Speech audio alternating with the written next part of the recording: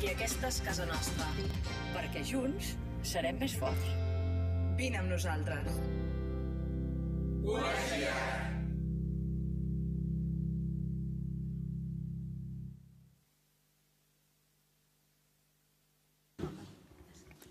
Hola, bona tarda. Moltes gràcies per haver vingut, per assistir a aquesta última sessió del cicle Futur. Tenim avui dues ponents, una ve de Madrid i l'altra ens arriba de Londres, així que jo, per facilitar una mica la traducció simultània, passaré ara al castellà. Després vosaltres us podeu expressar en català o en castellà o en anglès, com vulgueu. Damos inicio a esta última sesión, la séptima sesión del ciclo Futur de esta temporada. Esta sesión es además el estreno de las segundas jornadas de periodismo de datos y Open Data que se celebran este año nuevamente aquí en Barcelona, también en Madrid y en Almería, en 3 sedes paralelamente. Yo me voy a presentar, soy Carme Peiró. Soy periodista, yo digo periodista digital, hace como unos 20 años que empecé a trabajar y a publicar únicamente en Internet y siempre he perseguido esto de buscar la innovación tecnológica. Eso fue lo que me llevó a conocer a Marc Cabra hace ya unos años y a introducirme en el periodismo de datos, que es el tema que vamos a tratar hoy en esta mesa, o en este debate o en esta mesa redonda. Antes de empezar, yo quería dejar aquí una reflexión, porque creo que es un privilegio que Caixa Forum y el Col·legi de Periodistas organicen un ciclo de este tipo, un poco para reflexionar en estos momentos de la profesión, ¿no? De cómo están los cambios que estamos viendo, ¿no? Estamos viendo muchos despidos, pero también mucha innovación tecnológica y estas sesiones son un buen momento para pararse y para escuchar lo que nos tienen que decir los expertos que han pasado por todo este ciclo. En una de las sesiones anteriores tuvimos la oportunidad de contar con David Leith. Ella es un veterano periodista y es ex editor de investigaciones del diario The Guardian, y también estaba Ewen Plenel, cofundador y presidente de Mediapart. Y recuerdo que cuando alguien de la audiencia le preguntó, creo que era un joven que le preguntó, bueno, en este momento vosotros ya sois 2 veteranos, Plenel venía a enseñarnos su medio de periodismo de investigación, ¿qué es lo que recomendáis? ¿Qué salidas tenemos, ¿no? en la profesión? Y los dos destacaron que el periodismo de investigación, el periodismo de calidad, el periodismo hecho a fuego lento, cocido poco a poco, y como salidas profesionales mencionaron el periodismo de datos como una de las salidas que podemos tomar, tanto los jóvenes como todos aquellos periodistas que queramos descubrir esta innovación tecnológica que ahora tenemos oportunidad, ¿no? Y explorar estos nuevos terrenos. Tomando el hilo de estos expertos, de lo que dijeron, hoy os voy a presentar a Marc Cabra y a Nicola Hughes. Son 2 periodistas que trabajan con datos en el ámbito internacional, que ya tienen grandes proyectos y estos datos les ayudan a explicar historias periodísticas de otras formas de las que no estamos acostumbrados hasta ahora. Ellas 2 acaban de venir, además, estaban esta mañana en Madrid, estaban presentando estas jornadas de periodismo de datos y Open Data, acaban de llegar en el AVE hace menos de una hora. Nicola Hughes trabaja como periodista de datos y programadora en el diario británico The Times. En el 2011 dejó la CNN para aprender a utilizar código en la startup ScraperWiki. Solo unos años más tarde, había conseguido una beca de la Knight Mozilla Open News, y eso la llevó al departamento de interactivos del diario The Guardian, y también ha trabajado en el Center for Investigative Journalism. Se la puede seguir en Twitter, por si alguien la quiere mencionar aquí, como Data Miner UK. Y tenemos a Marc Cabra, que ella es periodista de investigación especializada en el análisis de datos. Es reportera y miembro del Consorcio Internacional de Periodistas de Investigación, vicepresidenta del Grupo Español de la Open Knowledge Foundation. En los últimos años ha publicado investigaciones sobre paraísos fiscales, sobre el tráfico de tejidos humanos, la sobrepesca y sobre el abuso de medicinas psiquiátricas de los niños tutelados en Estados Unidos y las ha publicado en medios internacionales, desde el International Herald Tribune, Le Monde, El País, El Mundo, el Huffington Post, etc. La encontráis en Internet como Cabralens, ¿sí? Me miras así fijamente y digo, ¿qué voy a decir? ¿Qué voy a decir que me va a saltar? Bueno, buenas tardes a las dos. Un gusto poder presentaros y después poder dar la palabra a la audiencia para que ellos os pregunten también. Yo quería empezar por si alguien del público tiene todavía la duda de qué es esto del periodismo de datos, ¿no? O queréis ver ejemplos que vamos a mostrar.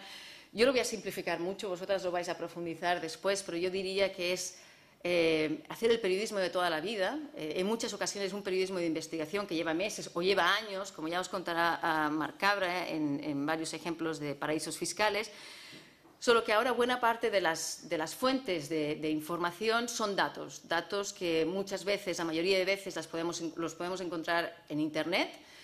Otras veces son filtraciones, otras veces están en documentos, en formatos como PDFs, etc. Pero el resultado es que el lector, además de enterarse de una historia que ha surgido de datos, también puede encontrar visualizaciones como mapas interactivos que le pueden ayudar a entender mejor esa historia periodística. Yo no sé si me he acabado de explicar o todavía lo he liado más, pero en todo caso voy a pasar la palabra a Nicola y a Mar porque los datos los tenemos ya por todas partes, cada vez los vamos a tener más. Ahora los ciudadanos ya somos productores de datos a través de las aplicaciones móviles y somos, por supuesto, consumidores y yo creo que vamos a tener que entender qué pasa, ¿no? Yo quisiera que complementarais la definición simple que he hecho de periodismo de datos, como vosotras, Mar, empieza tú y después Nicola, ¿cómo complementaríais, cómo explicaríais qué es esto del periodismo de datos? Bueno, hola a todos y a todas. Espero veros durante todos estos días. Tenemos 4 días intensos de jornadas y si hoy os picamos el interés, veniros mañana al CCCB y el fin de semana a la Facultad de Comunicación Blanquerna a aprender cómo hacer periodismo de datos, ¿no? Hoy es como el aperitivo, a ver si os captamos la atención. Periodismo de datos. Yo cuando volví de Estados Unidos, que es donde me empecé a especializar en esto, me decían mis amigos, ¡buah! Periodismo de datos. Eso lo hemos hecho los periodistas toda la vida. Cogemos un número, sale el paro, ¿no? Y sale la encuesta de población activa y esto es periodismo de datos, ¿no? De hecho, hay gente que se piensa que es eso el periodismo de datos, pero a mí me gusta mucho una definición que da el británico Paul Bradshaw, que es un profesor que habla mucho sobre periodismo de datos y tiene varios libros escritos sobre el tema, que dice que cuando hablamos de periodismo de datos no estamos hablando de estadísticas o de números, de cifras redondas, no estamos hablando de que en España hay un 27% de paro. Estamos hablando de información que necesita ser procesada por ordenadores. Información detallada, líneas y líneas de una hoja de cálculo o de una base de datos que tenemos que de alguna manera recabar, analizar, o sea, grandes cantidades de información para después producir bien un análisis que se plasma en un artículo o bien muchas otras formas periodísticas, como puede ser una infografía, una visualización o incluso una aplicación interactiva con la que el lector puede encontrar su propia historia. Por tanto, no estamos hablando de el paro, estaríamos hablando de cómo podemos coger todos los datos de la encuesta de población activa y ver qué pasa por las diferentes provincias españolas, qué pasa en las diferentes franjas de edad. Y no solo hacer un artículo, sino a lo mejor poder hacer un mapa interactivo en el que podemos ver claramente cómo si vamos hacia el sur de España se va ennegreciendo el mapa, ¿no? Imaginaros que pusiéramos cada vez más negro, cada vez más rojo oscuro el mapa del paro de España. Y de repente entenderíamos, gracias a analizar los datos en detalle, que Cádiz es el lugar donde peor lo están pasando en general con esto del paro, ¿no? O de repente podríamos entender cómo afecta a diferentes franjas de la población, ¿no? Y todo esto que ya conocemos de manera general, que es que los jóvenes son quienes peor lo están pasando, ¿no? Por tanto, creo que tenemos que empezar a pensar más en datos, pues eso, como en detalle, cientos de líneas o decenas de líneas ¿Y qué pasa? Que en España no hemos hablado mucho de esto, no tenemos mucho acceso a información así. Por tanto, quizás no lo hemos desarrollado tanto como en otros lugares, ¿no? Creo que para poder desarrollar el periodismo de datos es clave tener acceso a la información. En España hasta ahora no hemos tenido una ley de acceso a la información pública en vigor, una ley de transparencia. Por primera vez el Congreso de los Diputados aprobó esta ley a finales de este año pasado y entrará en vigor a partir de diciembre de este año a nivel de la Administración General del Estado y a partir de diciembre del 2015 para comunidades autónomas y entidades locales. ¿Qué quiere decir esto?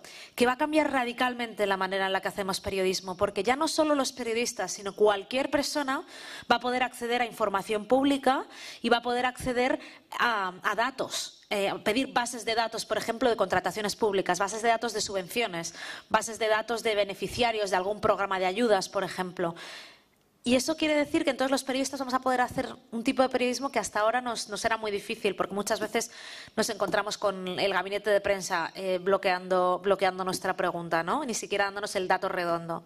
Y es por eso que creo que es muy importante estar hablando de esto hoy aquí, porque diciembre está a la vuelta de la esquina, así que espero que os interese y que hagamos más trabajo con datos en detalle en España. Gracias. Ya me has respondido a todas las preguntas que tenía. Resumen. Nicola, ¿cómo puedes explicarnos el periodismo de datos? ¿Cómo lo ves tú? Bueno, igual voy a contradecir a Mar y me voy a poner en aguas pantanosas porque creo que el periodismo de datos no debería ser visto como una especialidad o la responsabilidad de alguien más, sino que siempre que oigamos hablar de un periodista que trabaja con un ordenador, pues es la especialidad de tal periodista, de cual periodista, pero si yo me llamo un periodista asistido por teléfono o un periodista guiado por los datos, un joven, un estadista, el otro que trabaja con el teléfono es tonto. Pero si digo un periodista guiado por los documentos, pues dirá, esto es algo que no decimos, porque obviamente el periodismo comporta esto, lo otro y lo demás allá. No es un trabajo, es un arte lo que hacemos, sea cual sea las herramientas que utilicemos, pues hemos de mediar esta información, hemos de anclarnos a esa información. Y el periodismo de datos es un periodismo basado en un futuro, porque con el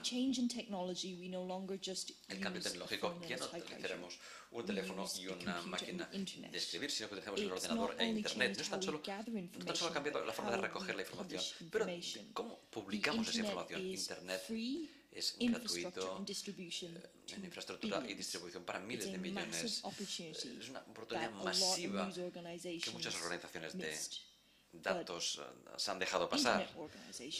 Pero Twitter, Google, etcétera, pues han reaccionado con rapidez. Y esto hace que haya puesto en entredicho a muchas organizaciones de medios. Se ha hecho quizá a menor escala, pero los estudiantes de periodismo, si queréis buscar un futuro, tenéis que ver cómo las audiencias actúan, dónde van las audiencias, cómo la información está cambiando. Y la información ahora mismo es información digitalizada, no porque quieran darle a los periodistas la libertad o a la gente la libertad de darles esa libertad, esa capacidad, sino porque es algo eficaz y va a durar además. Del mismo modo en el que no necesitamos tener una gran flota de camiones para distribuir los periódicos. Ahora podemos empezar pues un blog, eso es cierto. Para ser un profesional de periodismo hemos de saber qué es lo que va a salir y poder controlarlo. Por tanto, lo que yo he visto en mi carrera de periodista, no soy una programadora, sino que soy una periodista clásica y tradicional. Pues lo que he visto es que hay una serie de herramientas sobre la web, que es allí donde se genera el cambio, que me permitían trabajar con ese cambio. Y si la vida de la web está en periodos de 3 meses, esto va a cambiar. He visto muchas revoluciones de la web en cuanto a la web social, la web semántica, en cuanto a la que se busca, a la que se encuentra, en cuanto a la 2.0, distribución móvil de la web. This month, I went and visited the largest printing presses in Europe, una de las principales imprentas europeas que está en Boxburn, es de la empresa para la cual yo trabajo, muy impresionante, una cosa muy grande. Pero cuando nos dijeron el proceso, que era hacer placas, que se tienen que imprimir sobre el papel, etc. Esto es lo que hacía Gutenberg. No había alteración, lo han hecho más rápido, sí, lo han hecho más eficiente, han hecho que la gente se involucre menos y que sean menos empleables, pero no ha habido alteración en el proceso fundamental de todo esto. La forma no ha cambiado y quizá ha cambiado la distribución y las infraestructuras un poco, sí que ha cambiado, pero por eso diría yo que yo he aprendido a programar, porque quería poder aprender los detalles de aquello con lo que trabajaba. Pues aprendo el alfabeto antes de aprender un idioma, antes de escribir, antes de publicar. Vengo desde este ángulo porque casi se me enseñó a través de Mozilla y Firefox. Me dieron una ayuda de 10 meses. No estoy aquí para promoverles, ni mucho menos, pero sí que os tengo que decir que ellos creían en hacer y crear una web y dándole el poder a la gente. La web no es algo que existe en vuestros teléfonos, es algo que puede ser una democracia popular.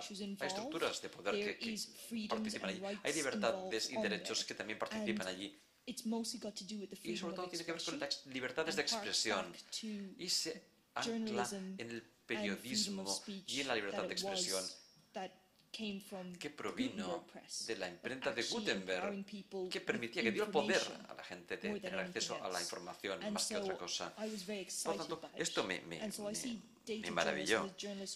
Los periodistas de datos hacen todo esto. Digamos que es un periodista, el que habla es un periodista que ve los sentidos tradicionales del periodismo. Por lo tanto, yo no trabajo para hacer un lanzamiento de tal edición o de tal otra, sino que puedo tenerte un tiempo para sentarme, para rascar los datos en una web, para analizarlos, para señalar con los dedos y sacar las cosas en el sentido más tradicional del periodismo. Cuando las organizaciones de noticias tienen el dinero para disponer de oficinas de investigación, gente que trabaja durante meses en una historia, que quizás no están en la oficina y se esconden. No estoy en la historia de decir no me llames, no estaré disponible porque estoy en un trabajo secreto. Ya no se pueden permitir hacer este tipo de periodismo de investigación. Pero yo sé que lo puedo hacer. Lo puedo hacer porque la información está disponible. Puedo escuchar muchas líneas, muchos cables que no son pinchadas, sino que salen. Salen porque los programadores lo hacen así. En el Reino Unido tienen la misma ley que vosotros tenéis aquí. Se han de publicar los accesos para que la gente acceda a esa información. Esto le da a la gente muchas más oportunidades de trabajar y de acceder. Porque hasta cierto punto, tener el control de esa información y no liberarla, no presentarla al público, es una forma de tener poder. Quizá a veces hay gente que escribe demasiado, hay gente que no analiza las cosas, hay gente que no lo contrasta, sino que simplemente publica. Y no sabemos cómo conseguir el trabajo tradicional con la tecnología digital. Y esta es la forma de trabajar. Los gobiernos están digitalizando todos sus datos para uso interdepartamental y también por el hecho de que han de producirlo de una manera más barata. Esto lo que hace es no poner los datos en papel y crear una burocracia menor. Se saca lo mejor del pasado y se genera la mayor de las flexibilidades. Y esto nos permite trabajar de una mejor manera. Ha dicho. Bueno, ahora, después de esta introducción de las dos, espero que ya quede algo más claro de qué estamos hablando cuando nos referimos al periodismo de datos. Uno de los mensajes que habéis dado esta mañana en las conferencias en el estreno de Madrid, y os he escuchado por streaming, es que no hay que tener miedo a trabajar con los datos, ni a programar, ni a analizarlos. Y yo quería preguntaros ahora, o para que también vayáis situando a la audiencia, tengo que acercar, ¿vale? Para que vayáis situando a la audiencia, ¿cuál ha sido vuestro recorrido? Sois muy jóvenes, ¿vale? ¿Y cuál ha sido vuestro recorrido hasta llegar al periodismo de datos? ¿Por qué medios o cómo os introducisteis en el periodismo de datos y cómo habéis llegado hasta donde estáis ahora? Tú. Yo os quiero mirar a las dos, pero me cuesta. Bueno, la verdad es que Nicola y yo ahí tenemos perfiles diferentes, en el sentido de que, aunque bueno, tenemos casi la misma edad, yo creo, rondamos los 30. Ay, no lo habías de confesar. Hombre, ¿por qué no? Si es que está público, cualquiera que ponga ahí en internet lo ve. Un dato. Bueno, ¿cómo llegué yo al periodismo de datos? Es un poco de casualidad, porque yo me fui a Estados Unidos para especializarme en periodismo de investigación. Aquí no había por aquel entonces ninguna formación para hacer periodismo de investigación y me enteré de un máster que había en Columbia, en la Universidad de Nueva York, y dije, pues yo voy a hacer periodismo de investigación y yo quiero, porque yo quería, pues que me enseñaran a conocer a gargantas profundas, que me filtraran documentos y en algún momento pues hacer un Watergate español, ¿no? Y empezar a descubrir este tipo de informaciones que te revela alguien de manera así como un poco oculta, pero le convences. Y entonces, de hecho, yo recuerdo que hice la entrevista para convencer a los de la beca Fulbright y yo les decía, no, además fantástico, porque el profesor mío va a ser un detective privado y traen a gente que son antiguos antiguo personal de la CIA y bueno, yo voy a aprender un montón de cosas así como súper, como no sé, fantásticas, como de película, ¿no? Todos los hombres del presidente es la película. Bueno, total, que llegué a Estados Unidos y lo primero que me encontré es que de repente había muchísima información a golpe de clic, ¿no? O sea, de repente podías ver cuándo salían los aviones, de qué aeropuertos, qué trayecto habían tenido. Y digo lo de los aviones por deciros algo así que yo no sabía ni que eso es. Había una web que daba esta información, pero había información de todo, ¿no? Y luego me explicaron que existían leyes en alrededor de 90 países en el mundo que permitían el acceso a la información pública, lo que hemos llamado aquí la ley de transparencia, ¿no? Y dije, ¿que se puede pedir información? Y entonces yo tenía que hacer un proyecto de máster y dije, pues qué interesante. Y acabé descubriendo que los niños bajo tutela del Estado, en el estado de Texas, pues les daban muchísima medicación para enfermedades mentales, medicamentos psiquiátricos. Y dije, pues voy a utilizar esta ley a ver qué tal. Y mandé un email al Departamento de Salud del Estado de Texas pidiendo información y datos, sobre todo yo quería datos en detalle sobre, en ese año fiscal, cuántos niños por cada condado, como por cada municipio, habían tomado este tipo de medicamentos para enfermedades psiquiátricas, ¿no? Y quería también saber el tipo de medicamentos, cuántos estaban tomando a la vez, un montón de preguntas como súper detalladas. Y mandé un email diciendo, aquí no me van a responder nunca, van a decir, no, esta información no está disponible. Bueno, ya sabéis la de trucos que se utilizan, ¿no? Para no dar esta información aquí. Y me sorprendió que a las 2 semanas recibí un email de vuelta con un presupuesto que me decía que tenía que pagar un poco de dinero porque tenían que hacer unas operaciones así que llevaban tiempo, pero casi pasadas 2 semanas me mandaron una hoja de cálculo, un libro de Excel, en el que de repente yo tenía acceso a líneas y líneas de niños por condado, por franja de edad, que habían tomado este tipo de medicamentos. Y yo la verdad es que dije, Dios mío, esto me parecía que era como, no sé, marciano, porque dije, un tema de salud y un tema de niños bajo tutela del Estado. Es que como que no me van a dar nunca información de esto. Y simplemente estaban cumpliendo su deber de dar esta información porque lo decía una ley que la tenían que dar. Y yo en aquel momento, cuando de repente empiezas a mirar líneas y líneas de la hoja de cálculo y de repente descubres que en algunos condados habían casi 100 niños entre 0 y 2 años al que habían dado este tipo de medicamentos psiquiátricos para esquizofrenia, para depresión, para síndrome bipolar. Y yo decía, ¿y cómo puede ser, no? Y esto lo había visto gracias a tener acceso a esa hoja de cálculo detallada, ¿no? Y en aquel momento, después de además poder analizar los datos y ver que era una cuestión que ocurría de manera sistemática y que me ayudaba a ver que las historias que le habían pasado a los 2 o 3 niños que yo había conocido no eran aisladas, sino que le pasaban alrededor de 1/3 de los niños bajo tutela del Estado de Texas, dije, ostras, esto es lo que yo quiero hacer siempre.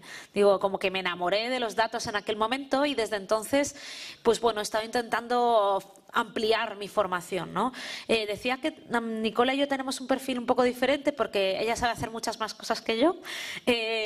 Yo realmente me interesa mucho la parte de análisis y realmente desde entonces me he centrado mucho en cómo obtener información y también sobre todo en cómo analizarla y cómo poder contar historias a partir de ahí y trabajar en equipos multidisciplinares, ¿no? En el que puedo trabajar con gente de otras profesiones como pueden ser programadores y diseñadores para de repente hacer una página web interactiva sobre qué pasa con el dinero que damos para ayuda oficial al desarrollo, ¿no? Y creamos una página web que se llama ayudaaldesarrollo.es.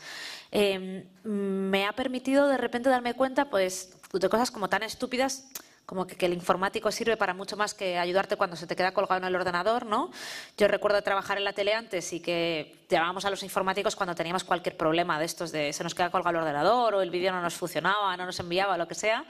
Y de repente ellos saben hacer una serie de cosas que para mí es magia borrás, ¿no? De repente saben coger una página web, rascar toda la información y de repente poder tener tweets de cada votación que se da en el Congreso de los Diputados, ¿no? Y entonces yo he estado intentando trabajar sobre todo en equipos multidisciplinares y últimamente en el Consorcio Internacional de Periodistas de Investigación, que creo que vamos a hablar más tarde, con lo cual lo dejo aquí para no matarle a Karma a la siguiente pregunta. Tengo mucha capacidad de improvisación, no te preocupes. No, pero ya... pero bueno, básicamente es eso. Entonces, pero realmente es eso. O sea, yo digo, esto es lo que debería ser el periodismo, ¿no? Poder encontrar una historia que no crees que está ahí porque tus fuentes te han dicho que está ahí, porque te has encontrado un niño que te dice yo me tomaba 4 medicamentos que tenía que tomar 4 veces al día, me quedaba dormido de pie, tenía que vomitar todo el rato porque los medicamentos me daban reacciones, tenía ronchas. Y dices, ¿y cómo de común es lo que le ha pasado a este niño, ¿no? Yo creo que esto os habréis encontrado en esta situación muchas veces, ¿no? Y sin acceso a datos podemos contar la historia de ese niño, o la historia de ese político corrupto, o la historia de esa empresa que parece que ha hecho algo mal. Y lo bueno para mí de trabajo con datos es que de repente podemos empezar a hablar de patrones, de cuestiones que ocurren de manera sistemática. Y eso es a mí lo que me atrae de esta disciplina. Que he ido poniendo mientras tú hablabas. Esta es la web que has mencionado de ayuda al desarrollo, ¿no? He estado ahí moviéndola. Antes de darle la palabra a Nicola que nos explique su recorrido profesional, una cosa práctica que se me ha pasado, tenemos 2 hashtags, el hashtag CPCFutur y el hashtag JPD14, que es el hashtag de las jornadas y lo veis aquí. Lo digo porque los tweets van para un sitio y para otro y estaría bien que la conversación estuviera junta. Y ahora sí, Nicola, si nos explicas tu recorrido hasta llegar aquí. Bueno, hizo un posgrado en misión y me licencié en el peor momento de la historia, en el centro de la recesión global.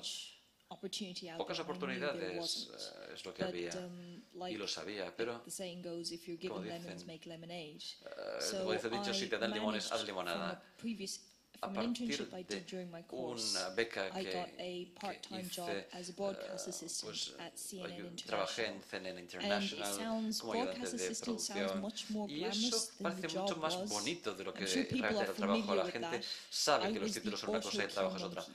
Yo era el vea por eso, vea por lo otro, pues yo le daba vueltas al teleprompter, y, en fin, cosas de este tipo. Me aburrí como una ostra porque quería hacer periodismo y lo único que tenía en mi mesa era un ordenador y buscaba historias, busqué cosas en Twitter y de hecho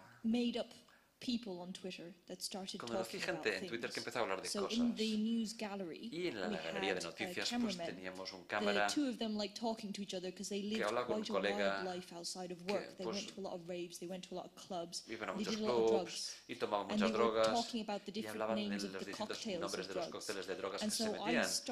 Y empecé